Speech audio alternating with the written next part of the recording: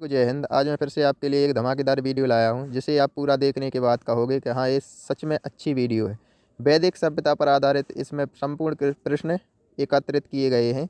सभी प्रश्न इसमें हैं जो भी अभी तक एग्जाम में पूछे गए हैं या जो भी पूछे जाएंगे इस टॉपिक से संबंधित। तो आपको शुरू से एंड तक पूरे वीडियो को देखना है।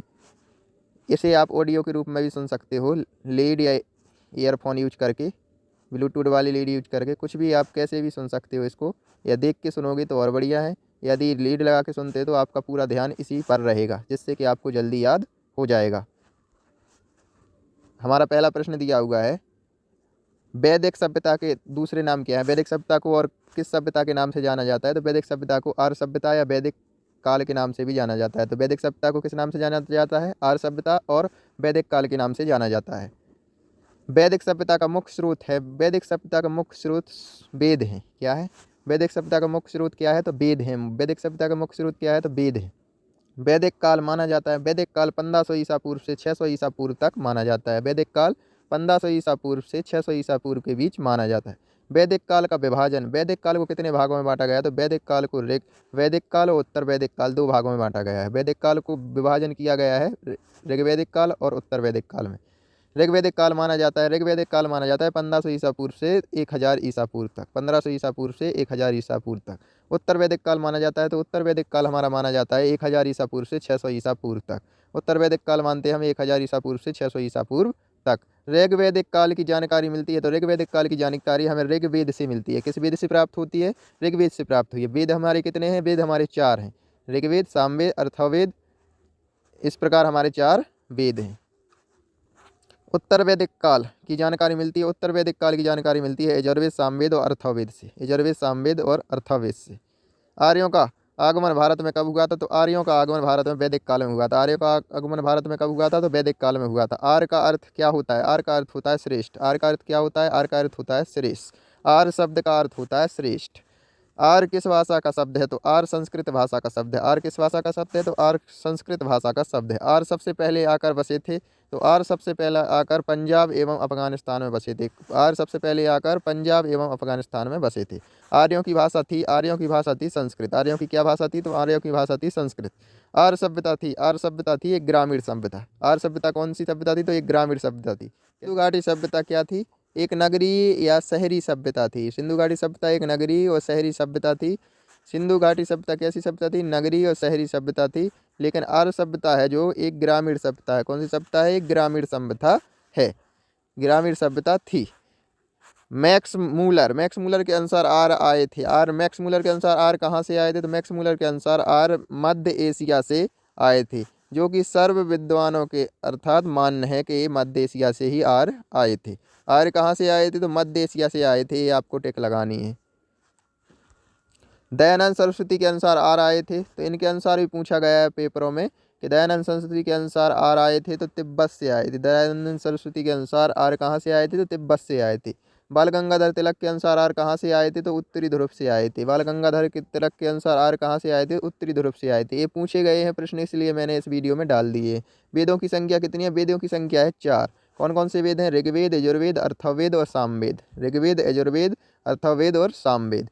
आर्यों की प्रशासनिक इकाई विभाजित है। आर्यों की प्रशासनिक इकाई किस प्रकार विभाजित थी? तो कुल, ग्राम, विश्व, जन और राष्ट्र, इन भागों में विभाजित थी। आर्यों की प्रशासनिक इकाई विभाजित है, किस भागों में विभाजित थी? तो विभाजित थी कुल में, ग्राम में, विश्व में, जन में और राष्ट्र में। सबसे प्राचीन वेद है, सभी को पता होगा, ऋग्वेद है।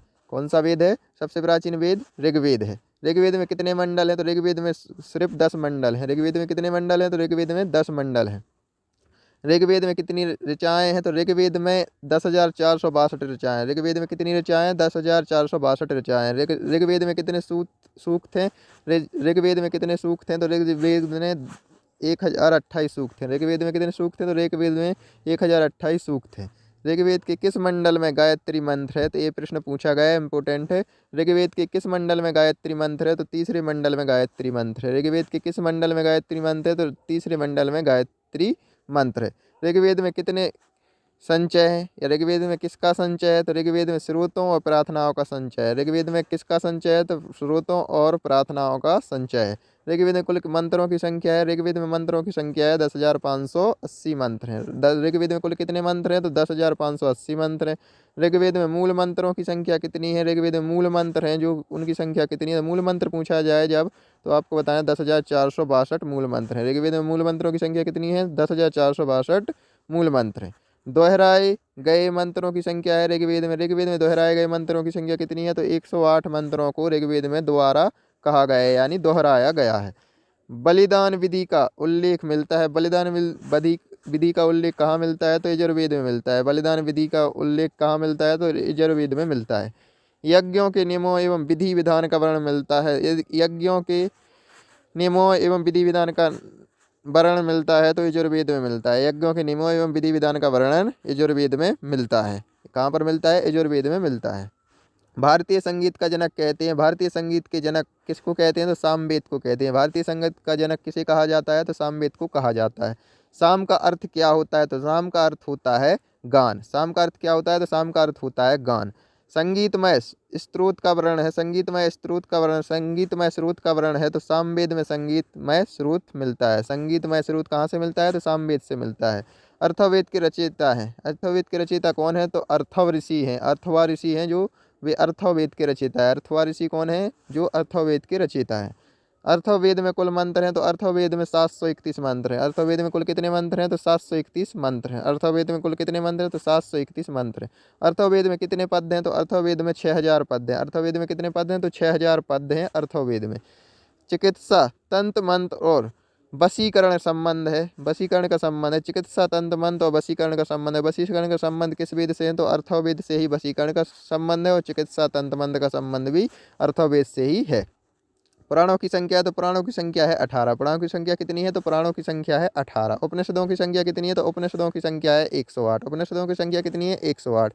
वेदांगों की संख्या कितनी है? तो वेदांगों की संख्या है सिर्फ 6। वेदांगों की संख्या कितनी है? सिर्फ 6। सत्यमेव जयते लिया गया है मुंडक निषद ने, मुंडक निषद से लिया गया है। सत्यमेव जयते किससे लिया गया? तो मुंडक निषद से, मुंडक उपनिषद से लिया गया है। सत्यमेव जयते लिया गया है तो मुंडक उपनिषद से लिया गया है। ये पूछा गया प्रश्न है तो आपको ध्यान से इसे पढ़ लेना है। उपनिषद का शाब्दिक अर्थ होता है, उपनिषद का शाब्दिक अर्थ होता है गुरुओं के समीप बैठना। क्या होता है उपनिषद का शाब्दिक अर्थ? गुरुओं के समीप बैठना, गुरुओं के समीप बैठना। सबसे पुराना पुराण है तो सबसे पुराना पुराण है मत्स्य पुराण। ये प्रश्न भी पूछा गया है, सबसे पुराना पुराण है तो सबसे पुराना पुराण है मत्स्य पुराण। ऋग्वैदिक काल में समाज कितने वर्गों में बटा हुआ था? तो ऋग्वैदिक काल में समाज 4 वर्गों में बटा हुआ था। ऋग्वैदिक काल में समाज कितने वर्गों में बटा हुआ था? तो ऋग्वैदिक काल में समाज 4 वर्गों में बटा हुआ था। ब्राह्मण, क्षत्रिय, वैश्य, शूद्र। 4 वर्गों के नाम क्या है? ब्राह्मण, क्षत्रिय, वैश्य, शूद्र।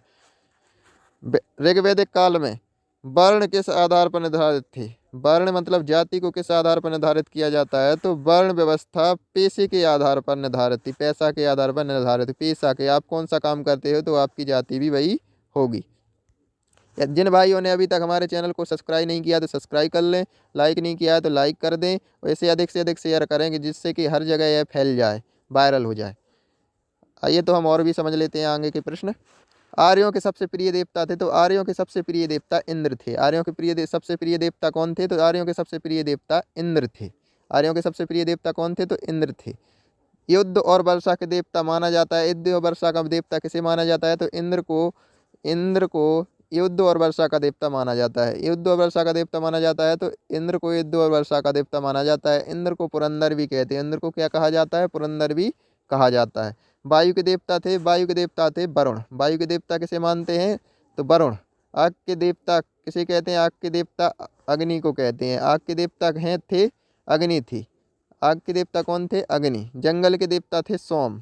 जंगल के देवता कौन थे? सोम। जंगल के देवता कौन थे? सोम। तूफान के देवता कौन थे? तो तूफान के देवता थे मारुत। तूफान के देवता कौन थे? मारुत। सबसे क्रोध वाले देवता थे तो रुद्र। रुद्र कौन थे? सबसे क्रोध वाले देवता थे। रुद्र सबसे क्रोध वाले देवता थे। किस नदी को वैदिक काल में क्या कहते थे? अब ये इंपॉर्टेंट नदियाँ दी हैं जिनके पुराने नाम दिए हुए हैं वैदिक काल के नाम, कि किस नदी को वैदिक काल में क्या कहते थे। तो प्रश्न कैसे पूछा जाएगा? 4 नदियों के नाम दिए जाएंगे और आपसे पूछा जाएगा कि सतलज नदी का वैदिक काल का नाम क्या है। इस प्रकार आपसे प्रश्न पूछे जाएंगे या वैदिक काल के 4 नदियों के नाम दिए जाएंगे। तो रावी नदी किसे कहते थे, ऐसे भी पूछे जा सकते हैं। तो आपको यहाँ से यहाँ तक ध्यान से पढ़ लेना है। अब हम आगे देखते हैं। भारत का षड दर्शन कहते हैं, भारत का षड दर्शन कहते हैं। वेद और उपनिषदों को पढ़कर ही 6 ऋषियों ने इसे लिखा है, इसीलिए इसे 6 ऋषियों ने लिखा है, इसलिए इसे षड दर्शन कहते हैं। वेद और उपनिषदों को पढ़कर 6 ऋषियों ने लिखा है, इसलिए इसे षड दर्शन कहते हैं। भारत का परमाणुवाद का जनक है, भारत का परमाणुवाद का जनक है कणाद। भारत के परमाणुवाद के जनक कौन है? तो कणाद भारत के परमाणुवाद के जनक हैं। सांख्य दर्शन लिखा है, तो सांख्य दर्शन कपिल ऋषि ने लिखा है। कौन से ऋषि ने लिखा है सांख्य दर्शन? तो कपिल ऋषि ने लिखा है। न्याय दर्शन लिखा है, तो न्याय दर्शन लिखा है गौतम ऋषि ने। न्याय दर्शन किसने लिखा है? तो गौतम ऋषि ने लिखा है। न्याय दर्शन किसने लिखा है? तो गौतम ऋषि ने लिखा है। योग दर्शन लिखा है, योग दर्शन लिखा है पतंजलि ने, जिसके आज प्रोडक्ट, कई प्रकार के प्रोडक्ट बन रहे हैं। योग दर्शन किसने लिखा है? तो पतंजलि ने लिखा है। वैशेषिक दर्शन किसने लिखा है? तो वैशेषिक दर्शन कणाद ने लिखा है। वैशेषिक दर्शन कणाद ने लिखा है। कणाद ने क्या लिखा है? वैशेषिक दर्शन कणाद ने लिखा है। उत्तर मीमांसा लिखा है, उत्तर मीमांसा किसने लिखा है? तो उत्तर मीमांसा लिखा है बादरायण। बादरायण ने उत्तर मीमांसा लिखा है। उत्तर मीमांसा किसने लिखा है? तो बादरायण ने लिखा है। पूर्व मीमांसा लिखा है, पूर्व मीमांसा लिखा है जैमिनी ऋषि ने लिखा है। पूर्वी मीमांसा किसने लिखा है? तो जैमिनी ऋषि ने लिखा है। आर्यों का मुख्य व्यवसाय था, आर्यों का मुख्य व्यवसाय पशुपालन था। आर्यों का मुख्य व्यवसाय क्या था? आर्यों का मुख्य व्यवसाय क्या था? तो वे पशुपालन करते थे। ये प्रश्न पूछा गया, आपको ये ध्यान से पढ़ लेना है। आर्यों का प्रिय पशु था, आर्यों का प्रिय पशु घोड़ा था। आर्यों का प्रिय पशु कौन सा था? तो घोड़ा था। आर्यों का प्रिय पशु कौन था? तो घोड़ा था। आर्यों ने किस धातु की खोज की थी? तो आर्यों ने लोहा की खोज की थी। आर्यों ने किस धातु की खोज की थी? तो आर्यों ने लोहा की खोज की थी। आर्यों का समाज कैसा था? तो आर्यों का समाज पितृ प्रधान था। आर्यों का समाज कैसा था? तो पितृ प्रधान था। ऋग्वेद में सबसे पवित्र नदी थी तो सरस्वती नदी ऋग्वेद में सबसे पवित्र नदी थी। ऋग्वेद में सबसे पवित्र नदी कौन सी थी? तो ऋग्वेद में सबसे पवित्र नदी सरस्वती नदी थी। ऋग्वेद में सबसे अधिक उल्लेख मिलता है, तो ऋग्वेद में सबसे अधिक उल्लेख सिंधु नदी का मिलता है। किसको मिलता है? सिंधु नदी को मिलता है। सिंधु नदी का उल्लेख सबसे अधिक मिलता है। ऋग्वेद में सबसे अधिक उल्लेख किसका मिलता है? सिंधु नदी का मिलता है। आपसे मैं एक प्रश्न पूछ रहा हूँ, जिसका उत्तर आप कमेंट बॉक्स में दीजिएगा। प्रश्न है, बौद्ध धर्म के संस्थापक कौन थे और बौद्ध धर्म की प्रथम संगति कब हुई थी? बौद्ध धर्म की प्रथम संगति कब हुई थी? यदि आपको हमारा यह वीडियो अच्छा लगा है तो इसे लाइक शेयर करना ना भूलें। हमारे चैनल को सब्सक्राइब कर ले, जिससे कि आपको ऐसी अच्छी वीडियो मिलती रहे।